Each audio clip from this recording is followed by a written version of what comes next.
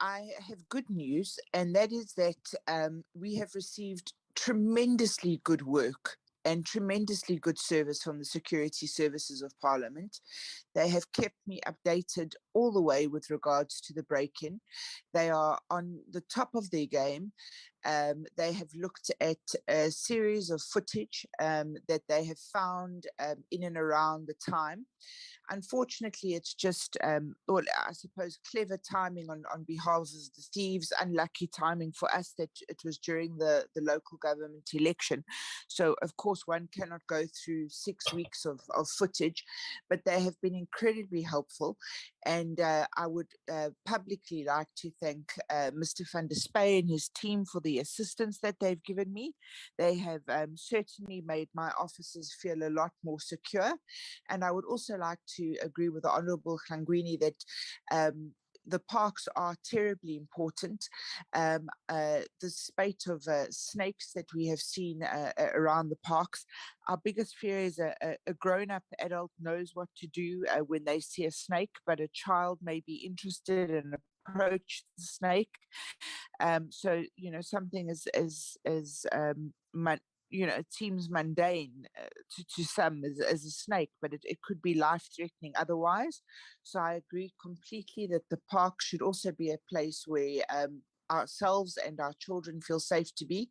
But I'm very confident that the security services looking after us are doing a good job. I've seen it firsthand, and I'd like to thank your office and their office for responding in the manner in which they have.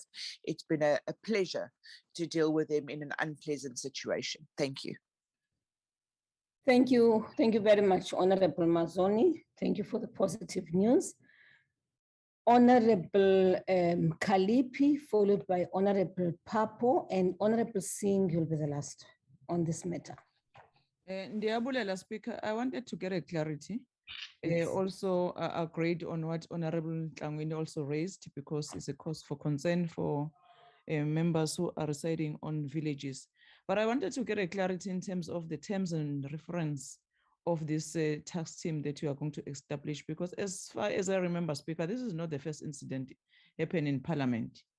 And I know that Parliament also played their role in terms of investigating what happened within the precinct of Parliament. But now the Speaker is initiating to establish a task team.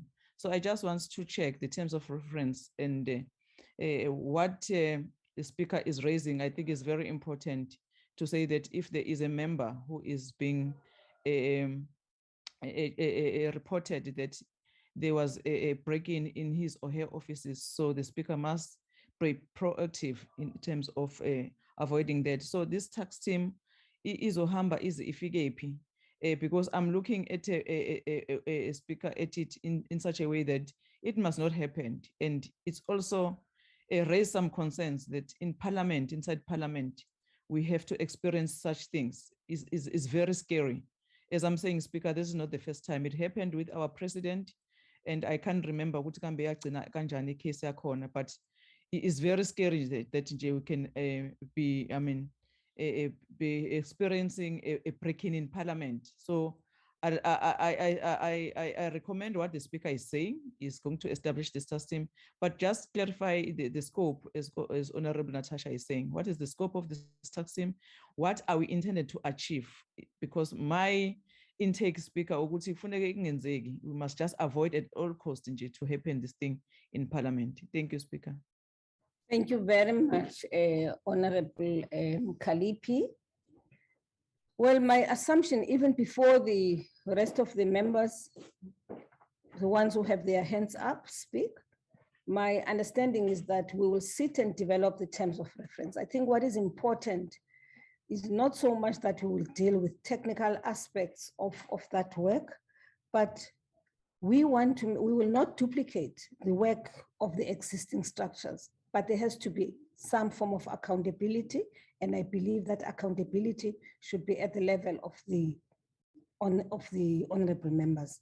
So the committee, the team that is conducting, so this will serve as a deterrent, Honorable Mkhalipi. I don't want us to be receiving reports about, of course we will receive reports about how far cases are which have been reported before what has happened to those cases. But what is important is for us to sit, strategize, and assist, provide guidance to the team which is there, your security, on how to deal with issues of security here in Parliament to deter and avoid a repetition of what has happened before. That is the purpose. Thank you very much. Honorable Papo, do you still want to comment? I wanted to understand the relationship of this team to the members affairs structure, which is chaired by member Boroto, and the parks and committees. Is it going to be just, that's the issue I wanted to understand, because we're saying we need to ensure that the parks committees function, because these issues which are being raised in the parks have to be attended to by the committees in the parks, which then work the committee chaired by member Boroto. That's the only issue is the relationship. Member Boroto is part of the presiding officers and reports to us. And what I want here is for better coordination and regular feedback, so that at any given time, when issues of violation of security and invasion of privacy of members happens, we should understand the context within which that has happened, because we shall have put systems in place to avoid just that. So that is the issue. I wish we were not entertaining a long discussion. Member Boroto, I see you have your hand, but I will ask Honorable Singh first. Thank you very much, Madam Speaker. Very quickly, perhaps the chairs of the parks could be invited on an as and when required basis when we're discussing the park specifically. But I think the matter I wanted to raise has been covered by Honorable Natasha, a security threat of a different type, and I think it requires serious attention. And these are the crawling things in Acacia Park, where I see a lot of exchanges on our WhatsApp site. Thank you. Yo, snakes. Thank you very much, Honorable Singh. Boroto.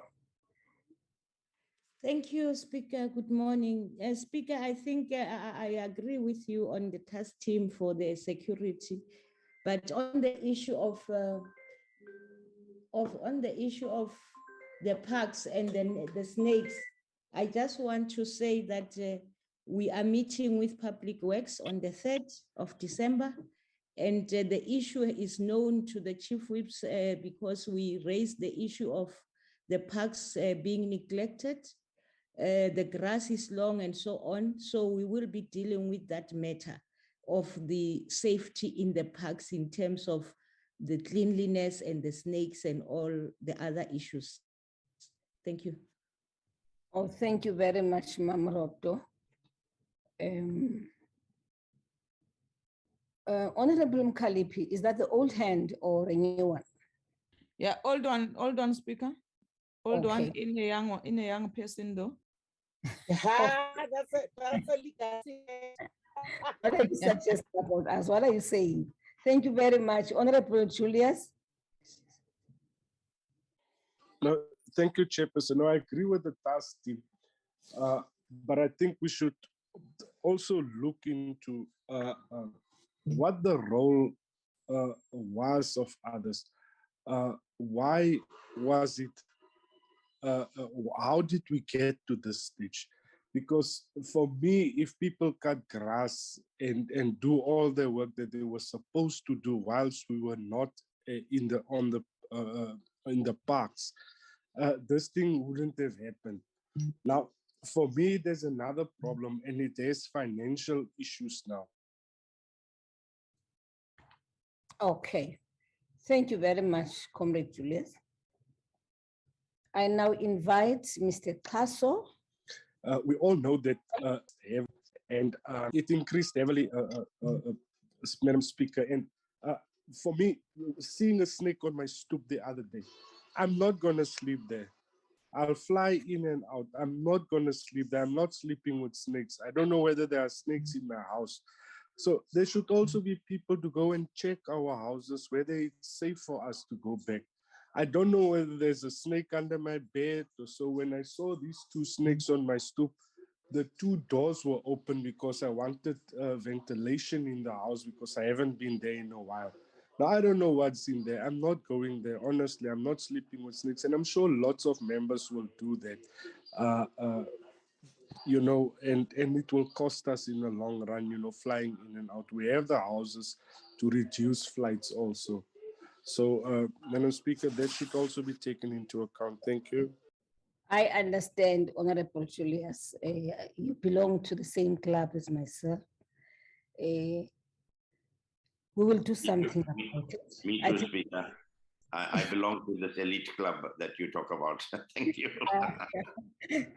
Now, honorable members, just to say that this is a matter which will be attended to. Honestly, when I was raising the issue of security of parliament, I was referring to some of the incidents which have occurred, where there have been break-ins and so on. I wasn't aware of this particular one, but it should be the easiest to start with, honorable members. I see that the Secretary of Parliament is on the platform. Ms. Kiama, before Thank you, Honor. Yeah. Thank you so much, Honorable Speaker. Good morning, Chief Whips and members of the committee and officials. I just wanted to reiterate on the village board, ma'am. I did communicate with the Chief Whips. The fundamental thing that is a weakness is that, ma'am, the village board is not meeting. And that is a forum that constitutes of a multi-party representatives, the S-subs, public works, and other people who are securing the villages, Honorable Speaker. We raised it with the DG, acting DG, Faisal, on the 18th of November, and they've committed to convening the village board, because once the village board works, ma'am, the village committees will work effectively, and they will hold public works at hand so that they actually do clean the villages regularly. So I just thought, let me share this through you, Speaker, that members do know there is a village board that's been inactive for a good 2 years as we speak. Thank you so much, Honorable Speaker. The rest, we took guidance from you in terms of the report we shared with yourself. Thank you so much. Okay, thank you very much, Ms. Kiawa. Just to remind honorable members that we also have a joint programming committee which is scheduled to start shortly. So we must now try to round up.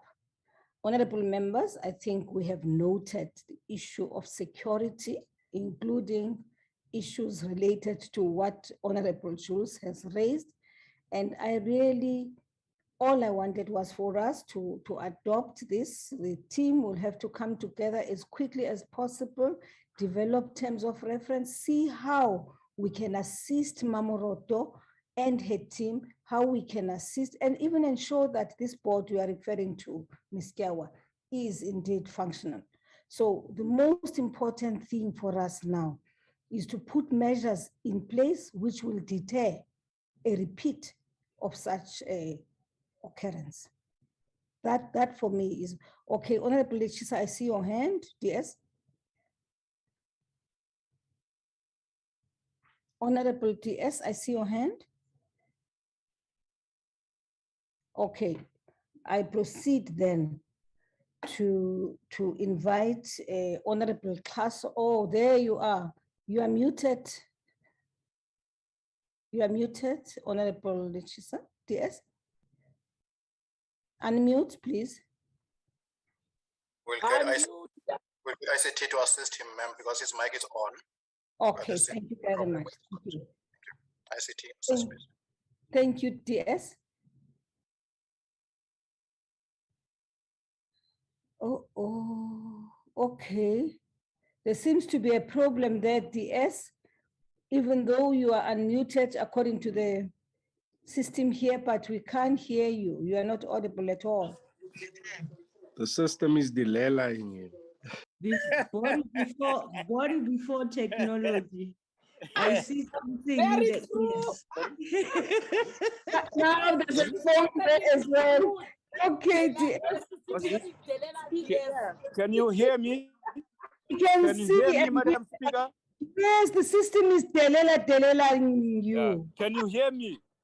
Yes, we can hear you. All right, I'm using another gadget. We can see that you have a yes. phone on your face. Yeah.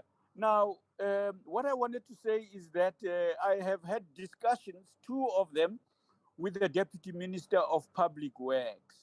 And some of those discussions include dealing with waste in the villages and other related issues. So I suggest that as part of the report backs, we will discuss with Boroto. He was unfortunately not able to attend that meeting, but she sent a representative. We will bring that report as soon as possible when it reaches fruition so that the matter is addressed comprehensively. The one about snakes and waste that generates those conditions there. I just thought I should provide this information to members for now, at least. Thank you very much, Honorable Tsinodi, but you do support the establishment of this. Yes, yes, and absolutely. I think that is the most, all we want is to ensure that there's political accountability, because this problem of security has been going on and on. Thank you very much, Honorable Tsinodi, DS. Now we proceed, honorable members, to deal with the item which I hand over to you, Deputy Speaker, for information of members, the Parliamentary Institute. Yes. Madam Speaker, thank you very much. There is a presentation, but I would like to be free from that presentation and rather present a narrative. The presentation can be used as a resource for members, because members have it, I assume, so that I can summarize the key issues. The first one that I want to start with, Madam Speaker, is to inform members that in discussions with yourself, there has been agreement that going forward, the quality of communication between ourselves in Parliament, coming from and going to the Speakers Forum, will be improved on a regular basis. First, with presiding officers, all presiding officers in both the NA and the NCOP, but also with the political parties across the board, so that this communication is timely and can be fed into by members at different points. So the Speakers Forum have done a number of things. Today, we would like to talk to the creation of the Parliamentary Institute, which has been in discussion for a long time in the sector. But ultimately, we have arrived at a decision that we should go ahead with it. And the idea that is that this launch must take place on the 9th, and that the purpose of its establishment is to bring coherence in the capacity building initiatives that we have in Parliament and in the 9 provinces. And so far, the work of the Speakers Forum has been supported by the EU funding. And it's important just to note that there has been discussions between ourselves and the EU ambassador. The speaker will talk briefly on this matter, I hope, as part of what we are discussing here. But the most important element is that the decisions of the Speakers Forum is that we should have 2 representatives of the National Assembly and the National Council of Provinces, and 2 representatives of the provinces, and then there are 3 experts who have been recommended in order to provide technical professional assistance. And in addition to that, we expect that in each province, legislatures will establish a team of ex-members to serve as a resource to the Parliamentary Institute and the legislatures generally on matters relevant to the capacity building initiatives. We plan also to have relations with other partners in this matter, such as the School of Government and the research institutions such as the Human Sciences Research Council, the CSIR with its scientific foundation and capacity housed as one of the entities of the Department of Higher Education. This is so that partnership will be very crucial to continue to provide support so that members have access to education, specifically to improve their capacity for engagement with issues before us in Parliament as individuals, but also as committees. These programs will be coordinated through the Parliamentary Institute. So these are these issues have gone a significant way. We consulted with the rest of the provinces about names and so on. These are coming together, and we will circulate a finalized list this week so that members now know who the members of the board are. Because I chair the reference group on capacity building and gender, I have been asked to chair this parliamentary institute. Its term of office will be generally 5 years. But now, those of us who are now going to be in the institute, in the board of the institute, will serve only up to the end of the term in 2024. Those who will follow us will then serve for full 5 years. That's broadly the picture and the preparations. The CPA International, which we are members of, and members remember we launched a branch here, has an academy, and that academy has online programs that are immediately available to every member of the branch, so to speak, in the legislative sector in our country. So immediately on their website, this academy and its programs can be seen and looked at. We do wish to encourage members to take them on and give us feedback about their relevance and appropriateness and how they can be improved where this is appropriate. We know that there are a number of members in Parliament from various committees who would be interested in knowing what is happening to the funding, and we do so up to master's level in the programs we have with VETS and UJ, and we hope that with improvement, we will be able to do a range of issues. Members must remember that the entry level program and those that build on that entry level can take up to masters, as we are saying. There are questions around the doctorate and its funding, and this matter will also be clarified soon once we have finalized things. I think it is what we hope is going to be clear for now is that now that we are establishing the institute, that our relationship with universities, including our partners such as the Kenya Parliamentary Institute, which has a longer history, and others that we will locate in the legislative environment, in the global organizations of parliaments, we will continue to establish a mutually reinforcing relationship to help with the capacity of members according to their portfolios, but according to their being public representatives. We hope that members will support this program because it's not only valuable now during the course of what members are doing in their various committees, portfolio and select, but also once they leave their post-tenure deployment and work, such capacity building will be very relevant and absolutely useful. And so this is what we thought we should say. As I said, the presentation that the support team has prepared is available and provides in more detail just the framework of the history and the development of the Parliamentary Institute. We hope that this is an important progress in our more better organized capacity building initiatives. Thank you very much, Madam Speaker. Thank you very much, Honorable Lichisa. Colleagues, please allow me to postpone a discussion of this matter.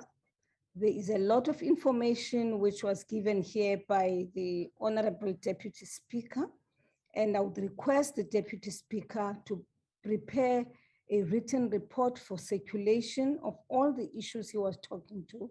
You may be familiar with some of them, but maybe not with the others. So I request that the report should be a separate item on the agenda of the coming programming committee. I'll tell you why. We have spent 45 minutes in this meeting. It should have been 30 minutes because we have a joint programming committee meeting. So I'm not suppressing honorable members, but we are simply postponing the discussion of this report. It's a very important report, which we've just received from the Deputy Speaker, and I will not allow for it to be, to just browse over it. We need to discuss the issues because they are very critical issues. So allow me to suppress you, honorable members, so that I then allow for the next report to be presented from the committee section. Do you agree, Thank you, Madam Speaker. Because you had your hand, Honorable Singh. I hope you accept that. Yes, Honorable Speaker. I'll discuss some matters with the Deputy Speaker when I have a chance. Thank you. Thank you very much. Thank you very much, Honorable Singh. I see you on the screen from the committee section. A report, please. Good morning, Madam Speaker, honorable members and colleagues. Our report starts with slide number 2. On this slide, the PC on Justice and Correctional Services has the cannabis for private purposes. The committee had deliberate briefings by the departments on the 23rd and 24th of November. The deliberations will continue in November and December, and the committee is planning to adopt the report on the 8th of December. The next slide. It is the traditional course bill before Peace on Justice and Correctional Services. The committee has revised its program. The plan was to deliberate and adopt the report on the 30th of November, but a new date is to be set. The next slide. The Standing Committee on Finance has finalized the revised fiscal framework. The next slide. The Standing Committee on Appropriation is on course with the processing of the medium-term budget policy statement. The committee is planning to finalize the report on the 7th of December. The next slide.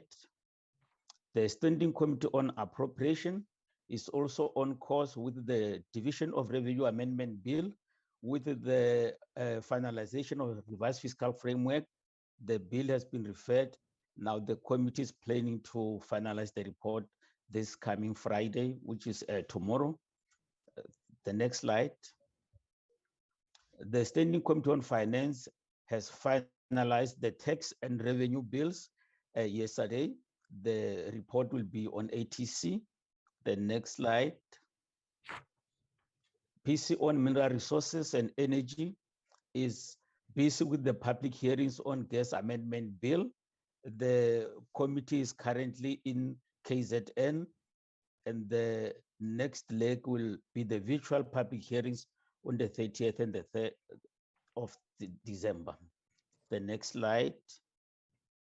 The PC on Trade and Industry has the Copyright Amendment Bill. The deliberations are planned for the dates indicated, and the committee is planning to finalize the bill during the first quarter next year. The next slide. PC on Health with the National Health Insurance Bill. The committee is busy with the virtual public hearings with the dates indicated on the slides. The next slide. A PC on transport, the National Road Traffic Amendment Bill. The committee has included the 30th of November as another date for deliberations, and further date is the 7th of December. The next slide. PC on social development is currently busy with the Children Amendment Bill, public hearings in various provinces. The committee is now in Gauteng. Next week, they will be in Free State.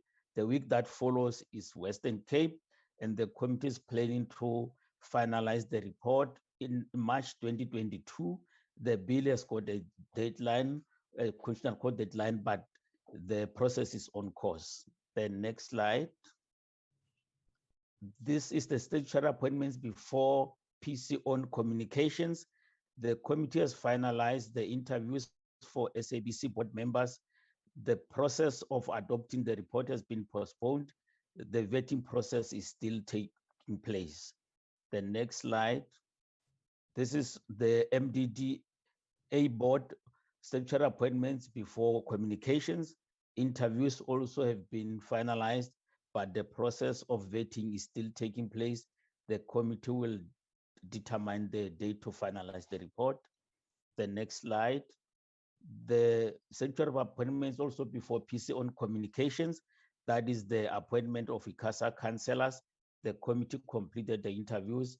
The vetting process is taking place, and date to finalize the report will be decided. The next slide. PC on communications has finalized an international trade agreement, which is the final act of I2 World Radio Conference 2019. The report is on ATC. This concludes our report, Madam Speaker, honorable members and colleagues. Really Mkhontate Tau. Honorable members, are there any comments on the report? But please, if there's nothing of significance, please let us not discuss the issue, because we've run out of time. We should have started our joint committee meeting at 9 o'clock. Is that acceptable to you, honorable members? That we do not discuss this. We know. Agreed. Thank you very much, Honorable Singh. On that note, I then invite the report, Honorable Kaso, on the bills. Good morning, Honorable Speaker, and thank you, Honorable members. Yes, thank you, Honorable Speaker. My colleague, Mr. Tau, has already touched on the bills that were referred, so I'm not going to report on them. They appear on number 34 to number 38 on section B. So the only thing that I'm going to mention is number 36, 37, and 38, which is the tax bills. They have been tagged.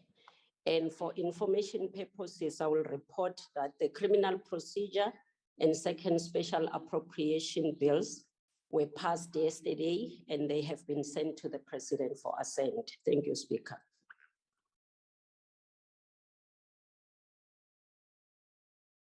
Very much. Thank you very much, Ms. Mbata. That was short and sweet. Thank you very much, colleagues.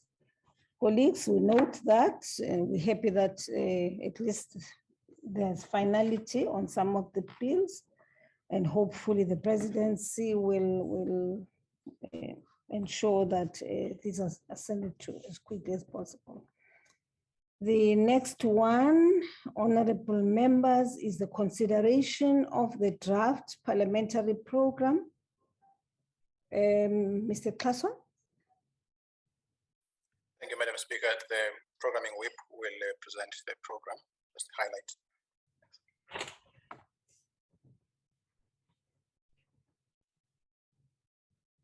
Mr. Klaso, I didn't hear that. We're saying the programming whip member would present the program. Ms. Lesuma. Ms. Lesuma, are you here? Yes, Honorable Speaker. Yes, thank you very much. Good morning, colleagues, and thank you very much, Honorable Speaker. If I may, we are in week 21, and I will just be quick as possible. That today it's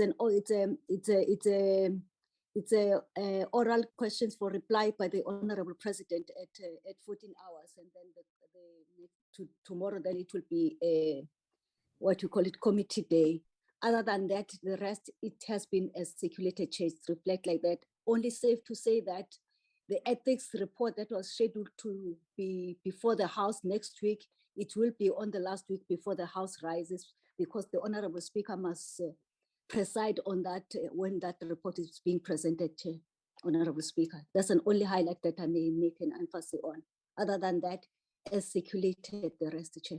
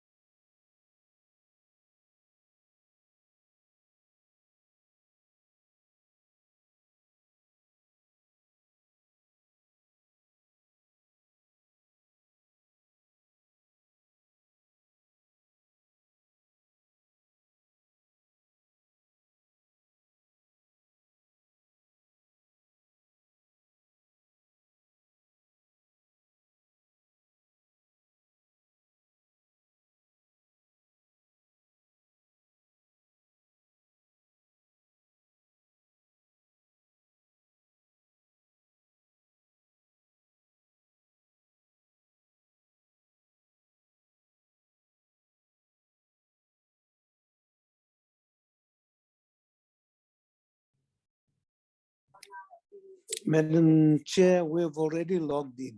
Oh, you are here. Thank you very much. Okay. Thank you. We're eavesdropping on your deliberations.